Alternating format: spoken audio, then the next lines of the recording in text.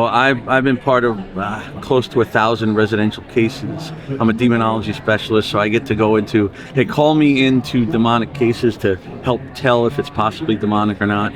So I've been doing this a long time. I enjoy it. It's not for everybody.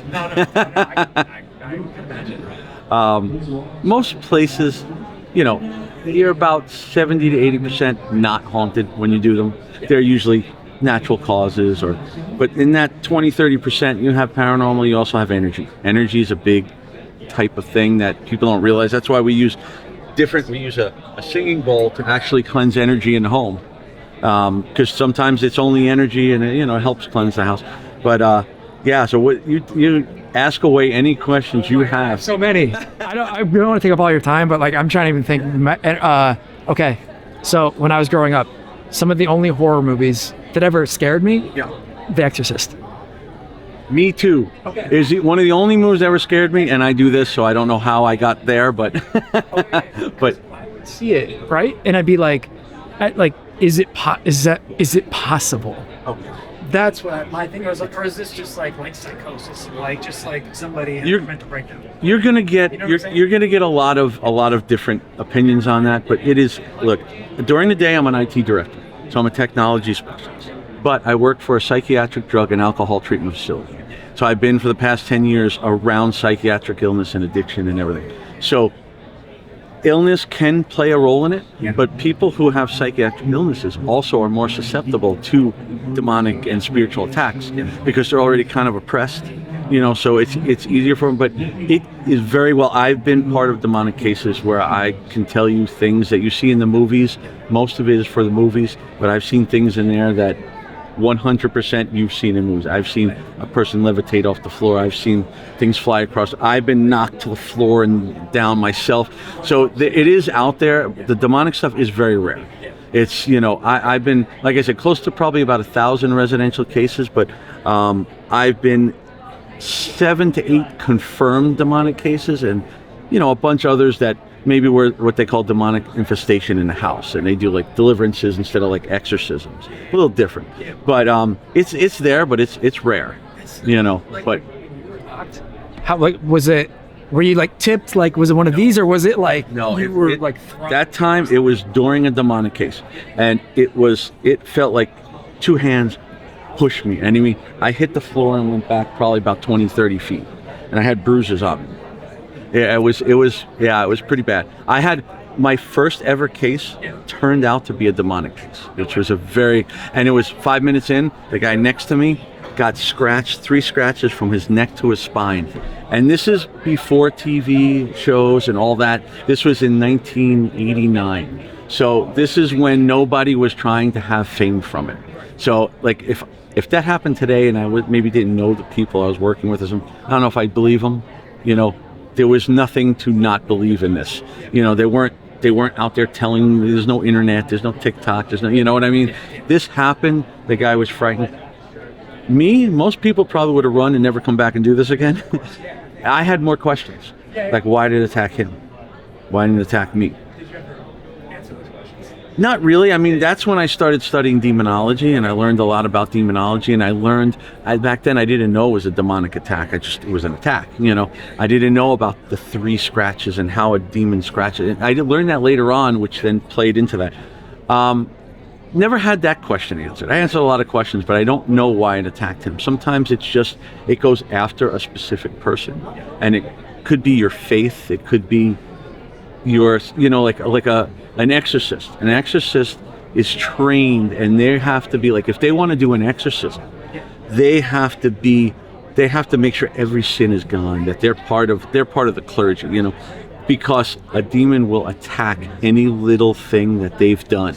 So maybe that guy has done a lot of bad things you don't know about, and they went after him. I don't know. It's those are the things that's really hard to understand, but I still have a lot of, I learn every day, Of course. Yeah. The movie, and you probably get asked about this one. Is it The Conjuring?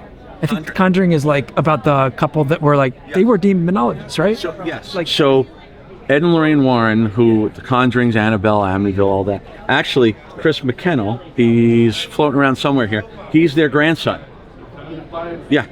And Joe, Serious? yeah, and Joe Frankie, who's also here, he worked with them for 36 years. Yes. Chris was, you ever hear The Haunting in Connecticut? Yeah. That was Chris's case. He lives with that family. No. Yes. So he can tell you the real stories about those. So they are based on their stories. Of course, they're kind of, altered for stuff. Actually, he'll tell you that The Haunting in Connecticut, the true story, far worse than the movie. No way. Yeah, far worse than the movies. Probably subjects that maybe they can't, use and whatever. But yeah, I work with the Warren Foundation with them, so I'm part of that too. I have my own team, but I'm part of them too. So. All right. And this is Chris McKinnell, the grandson of the Warrens. Chris. Oh yeah. All right, man. Hey, Hi. nice to meet you. Nice to meet you. Yeah. Hey, Colby. Colby. Yeah. Nice to meet you, Colby. Yeah. We were talking. This is Wendy. This is Brian. Wendy, it's nice to meet you as well. Yeah. Brian. Hi. Nice to meet you. We were talking about. I was asking about the Conjuring. Oh, I wouldn't know anything about that. Yeah. And because I was saying, like, when the term demonologist, that's the only place I've heard it was in that movie. And then he was talking about the family, and then he said, "Well, you should talk to the guy right next to us." He said he might know. Sure. Little What bit can I help you with? I don't like what's your was it your Family. My grandparents. Is your grandparents? Yeah. So that I started working with them. Well, started going on tour with them 45 years ago. Started going on actual cases when I was 16, 43 years ago. And now we run the Warren Legacy Foundation for Paranormal Research, which is a voluntary organization that helps people all over the world. It's completely voluntary and free, and we do not advertise any of our case information. We would never expose our families to the public. So if people need help, please contact the Warren Legacy Foundation. But I told him your case was Haunting in Connecticut. yeah. well, that was one. Well, no, I mean, it's one of the big ones that's a movie. Yeah, also the real inspiration for The Nun, that was my case as well. Well, The Nun isn't real. Okay. But in the credits at the end, they show the exorcism of Frenchie. Yep. His real name is Maurice Theriault. That was that one. My mind is like I'm in the Twilight Zone right now. And No, seriously, like. have you ever seen Conjuring 3? No, I've All not right. seen 3. I've only seen 1. You saw the only good one. But in Conjuring 3, it starts with my grandfather having a heart attack during an exorcism. And the reality is he had it in the exorcism of Maurice Theriault, and I was there. I was there from day one all the way through to the end. And I was the guy protecting the Archbishop while he was doing the exorcism. And while Maurice was bleeding from the eyes and drooling, and it turned to blood on his chest, and his eyes had slit like a snake, and he got this. Now, this is the interesting thing. Actually, like you're saying. I'm telling you what happened. Okay, yeah. But here's what we didn't see. Yeah. On video, you can only see this. And this is what amazed me, because the technology in 1984, you could not alter video. Yeah. And that didn't exist until about 7 years ago. But if you look at it, his cheeks take on a scaly appearance, and there's a crack that appears in the left side of his forehead. And that wasn't there in physical sense. The camera picked up the psychic. And it's pretty wild. Yeah. And when Archbishop McKenna demanded, "Demon, tell me your name," the answer he got was, "I am what I am," which is exactly what God said in the burning bush on Mount Sinai to Moses. A way of, twerking the Catholic priest. Yeah. You don't need to know a demon's name to expel it. That's a very Catholic thing. And if I'm completely honest, forgive me, Sorry. I hate the term demonologist Okay. because they are very religion-based. I have lived in over 90 places around the world. I have seen the different manifestations of the paranormal around the world and how they are based on culture and spiritual beliefs, not on one type of religion or another. If you're a Christian, you're going to be haunted by something Christian. If you are a Hindu, it will be Hindu. I don't believe in demons. I'm an exorcist who doesn't believe in demons. Yeah. I'm also a pastor who doesn't believe in, I believe in religions. I don't believe they're necessary. and I don't have one. I believe that there are many paths to God, and He doesn't really care which one you use. It's all about compassion and empathy. And as you do unto least my brothers, so you do unto me. That's the one commandment right there. You remember that one? You got it. Okay. Yeah. But I remember that. Simple enough. the Conjuring movies are based on real cases, but all the facts are Hollywood. Okay, that's All right? That's Very simple. talking. The Annabelle movies, absolute fantasies. Okay, that was my biggest question. If the whole thing. It's real. That's what it looks like. Okay. All right. It's a Raggedy Ann doll. It is not the. Honestly, would you, if you had a pregnant wife, buy that for your wife? Come on. Depends what she's into. No, but This is not scary for the movie, and I'm sure the makers of Raggedy Ann would wouldn't. have said no. Yeah, they would. No way. They're going to say yes. Use that. They did not want to be associated. Yeah, they didn't want to be associated with something horrifying. Right. You know. That's going to sell more on TV. You know what's interesting though, guys? I had a Raggedy doll. No, take it back, Teddy Ruxpin. It wasn't Raggedy Ann. I had a Teddy Ruxpin doll. I don't know if you know what that was. And the nose fell off, and I was terrified of it. My entire childhood. It sat in the top bunk, and I would like try to not look at it. And every time I saw it, I was terrified. And it was like, that just breaks down to like, the psychology of what is fear. Right. You know, it's a big part of what I do. I'm a therapist by trade. I'm a teacher by trade. I'm a lot of things, actually. But if you ignore the underlying issues that make a person vulnerable to the supernatural, then you're not going to be successful in helping them. You have to deal with that drug addiction or domestic violence or mental health issue. Just because they have those issues doesn't mean they don't also have paranormal issues. We're not like a lot of these, excuse my language, dipshit teams out there who say, oh, it's drug addiction. No.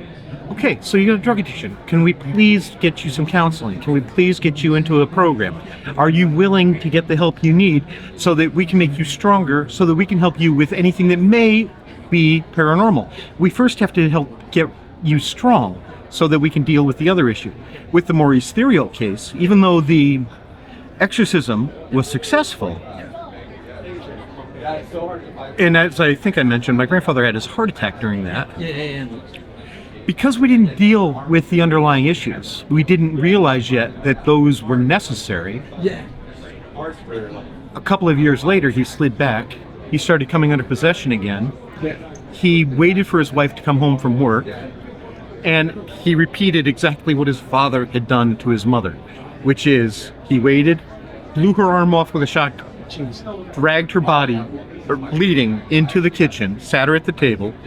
Nancy Theriault, his wife, thought, I'm going to die just like his mother died. And at the last moment, Maurice turned the shotgun on his head and blew his head off. And it taught me a lot of lessons. Number one, this is not for amateurs. This is not something to be taken lightly. This is not something where you go in so you can get your 2 seconds of video and show it to TikTok viewers. I don't care about that crap. I'm not in it to gather evidence of that nature. My first job is diagnosis. 50% of what we do is diagnosis, figuring out the problem. Then we come up with a service plan and we work it. It's adaptable. It has to be, because we're dealing with human beings. But we have to work the plan so that we can help the people. And if you're an amateur and you're trying to go out there and do this stuff, get some education first. Don't ignore science. Don't ignore psychology. Don't ignore quantum physics. And don't be the jackass who goes in to stir things up just so he gets what he wants and leaves the family. And don't ever go into a house and say, oh, it's demons, we can't help you. You just made that family's life 20 times worse. I don't allow people to use the word demon in the foundation, ever. We minimize fear first. No, absolutely. there's a lot that people don't understand, that just learn from TV. And I don't tell people, okay, well, if you learn from TV, don't go do it. Go do it, learn, but learn from people before you go into a home. Because all the shows, there's like all these ghost hunter shows. Okay. All right. I don't talk real bad about the shows. I like the shows, but they're entertainment. You have to be able to determine the difference between entertainment and actual. Yeah, because they're not there to teach you about the show. The producer is not going to do a show that teaches you that this is not real and you need to go and talk to them about their mental illness or their addiction. That's nobody's going to watch that. You know, they need to do it so that it's a little frightening. It's a little, you know. So, I mean, that's the main thing, and we do things differently. Again, even my team, I work with the foundation, with my team. We're all nonprofit. We don't charge. I've never charged a penny for an investigation. We do it to help people. Yeah. That's amazing. Huh? You guys are doing that. No, it's. I have Social Security, and I live in South America. I couldn't live in America to save my life. You know. Let's talk about that. Or is that? Oh, no, we can look. Like I said, I lived in over 90 places in the world. I've studied every religion I've come across. I love it. Put you there. Like, where are you in South America? Currently, I'm in Paraguay, but next month I'll be in Brazil, and then I'm going home to Colombia, where I love Colombia. It's my favorite place in the world, and I couldn't be happier there. I live in a place called Jardín de Antioquia. It's a tiny little village surrounded by mountains and 75 waterfalls, and you can walk anywhere. And I've got friends there, and it's heaven on earth. The weather's always perfect. Yeah. And I'm starting a spiritual retreat and paranormal education center there for the entire world, where half of it is, of course, teaching about the paranormal, but the other half, the more important half to me, is how to help people overcome their fears, take control of their lives, and empower them. Yeah. You know, give them the tools to understand that your perspective can change your life. Oh, yeah, I'm 1,000%. Yeah. In the past, I was depressed. I was 235 pounds heavier. I was on oxygen and in a wheelchair, and I was the most unhappy guy in the world. And I look back on my entire life now, and I wouldn't change one thing, because it was the greatest journey imaginable. And it made me the guy today who's sitting here having a conversation with you and sharing what I've learned. Yeah, exactly. You know, and I have no regrets, and I wake up every single day happy. Yeah, that's amazing. You know, so. That's amazing. I have one final question for both of you. What's the first thing that comes to mind when you hear Casper the Friendly Ghost? Well, I mean, I grew up with it. I mean, you know, I grew up with Casper. I'm messing with you guys. I'm just messing with you. Happy childhood memories. Yeah, I was a comic book collector, stuff, and yeah. Casper and Hot Stuff and Spooky, they were my favorites when I was a 6-year-old. We just encounter real Caspers now. Oh, and one thing I will say, we're not ghost hunters. Right. We are ghost helpers. Yeah. People are people. I don't care if you're in body or out of body. Yeah. We're there to help you. Yeah. And we're not out to hunt you. And if we go to a venue, and I don't pay to go into places, I'm not one of those guys. Yeah. All right. But if I'm invited into a place, and then they say, "Oh, but you're not allowed to pass over these spirits. These spirits are ours." I'm like, "Oh, sorry, you're a slave owner? Screw you." If I get the opportunity to help a soul, I'm helping a soul, whether that soul's in body or out of body. Period. So my next question for both of you guys. Oh, that last one was not really the last one. Okay. No, but so like Casper was a joke, the friendly ghost. But do you encounter the opposite side, right? If there's on and off, there's light, there's dark. So like if you're the dark spirits, do you encounter the other side of that spectrum as well? Well, we tell people that a ghost. Yeah. They're with me all the time as ghosts. Ed and Lorraine Warren. They're very active in the world. Really? So we don't just deal with the dark. Okay. Right. My grandmother was with me yesterday in the hall. No way. As we were doing a lecture, she started talking to two people. Wait, explain that. She was talking to two people. Could they hear her? Oh yeah, they were talking to her. Just like out loud, or like is Well, I couldn't hear her at Okay, that yeah, point. Psychics. Yeah, psychics. Yeah. But yeah. But I have seen my grandmother. I have felt my grandmother come to me and hold me. I have had more verification than you could possibly imagine. There was one time I was in a sanitarium. Thank you. I was in a sanitarium in outside of San Jose, Costa Rica. It was called Sanatorio Terán. And even though there was a whole bunch of people following me, I got away from them. And I went into a little room. This had originally been a tuberculosis sanitarium up above the mountains. And a little spirit, a little child came into the room.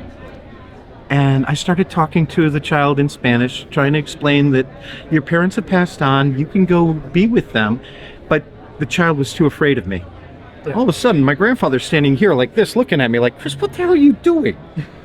And my grandmother comes from the left, and she gets over, and she gets down on her knees, and she takes the child by the hand, and she walks into the light with the child. It was the most beautiful thing. I loved it. Yeah. You know, and another time I was in Lima on an interview, and the interviewer, after I had told this story, said, well, are they with you now? I said, no, because I'm a psychic medium. Not comfortable with it, but I am one. Yeah. And all of a sudden, my grandmother comes and gives me this hug, and there's this other psychic medium right here, and she's like, because she also could see my grandmother right there. So I was like, oh, wait a minute. No, she's here. Yeah, man, that's wild. Yeah, of course. So about, I don't know, a month ago, I was in bed with my dog. I have a Pomchi. And I just see him all of a sudden kind of not barking, but kind of like he wanted to bark. And he's looking at thin air, kind of sizing it up, and it freaked me out. So I took out my sage and I was like, evil spirit, if you're here, if you could stay if you're peaceful, but I don't, it really freaked me out. All right, first off, never ever just assume it's evil. All right, judge things by the outcome. Just because a cup flies across the room, did it hit you, or was it somebody trying to get your attention? Because they don't often have very good control. All right, maybe they can take your keys for a half hour, and then you've looked 10 times at that one spot, and then they're back there. That's just, hey, I'm here. That's all they're saying.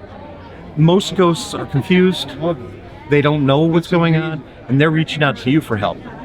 So don't worry about that. Also, if your dog is reacting, don't get me wrong, all animals are far more sensitive than we are. But that doesn't mean that what they're sensitive to happens to be a spirit. It can easily be something in the wall or something outside. So always look for the natural over the supernatural first. And as for sage only works for about 2.5 to 3 hours by itself. All right? And it will elevate all energy, regardless of whether you say you can stay or not. It will take that energy away for that amount of time. It's quantum physics. You can actually look it up online. It actually works that way on a quantum level. All right? It ionizes the air. But if you combine it with a very clear intention and a ritual and focus, you can then cleanse a home and seal that home with the ritual, whether it be holy oil over the windows and doors, and then blessed salt, which is one way, or many other ways that people use. I don't use sage very often. I do use it sometimes, but I'm a slower guy, so I like to use something that lasts longer, like Palo Santo, or frankincense and myrrh, or even blessed dragon's blood. Those are nice, but it has to be combined with a very clear intention and focus and ritual. That's the same thing with prayer or magic. I hate magic. I find it distasteful. For me, I'm a skeptic. To me, it's quantum physics. You can affect the outcome through observation, through intention.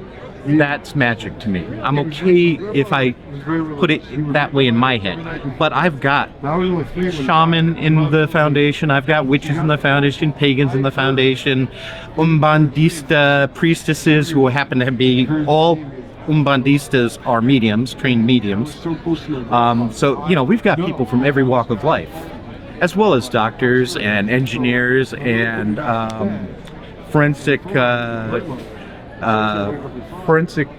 investigators? Or? No, the woman who runs the hospital in Uruguay. She's a forensiologist. I don't know what that is. I don't know what she's. Anyway, she examines dead bodies. I wanted to add one thing onto what you were saying. So with good and bad, we tell people this: if the person was a cranky person in life, they're probably going to be a cranky person in death. So, usually use. yeah. If you're an asshole in life, you're going to be an asshole in death. Right. It may not be something evil. It may just be a cranky person that's now dead being cranky, in death. So there's a little bit of that sometimes. Yeah. Yeah. Like when you're here, like, right? And does that just like carry over? Right. Like, or there's. Not always, but Death can be a very changing experience. And it can be eye-opening. Like my father did not believe in an afterlife. Imagine his surprise last October. He ended up visiting me in New Zealand. He's like, Chris. So, he spent his entire life not believing. He thought, this is it, I'm gone. Nope. Sorry, Dad.